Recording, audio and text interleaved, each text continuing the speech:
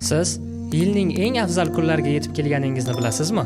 Bu kunlarda qilingan solih amallarga Alloh taolo juda ko'p ajr savoblar va'da qilgan. Hatto bu kunlar bilan Alloh taolo qasam ichgan. Val fajr va layalin ashr.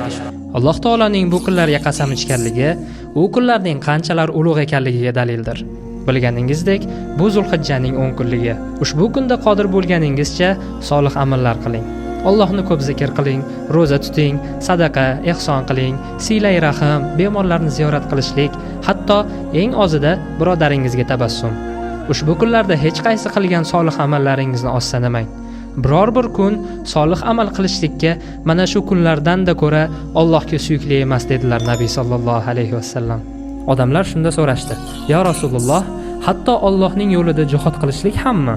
Shunda hatto Alloh yo'lidagi jihad ham dedilar. Illo bir inson Allohning yo'lidagi jihodga nafsi va moli bilan chiqsa-yu, qaytmasa bundan mustasnodir.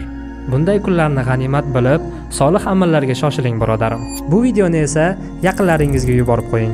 Ularga ham eslatma bo'lsin.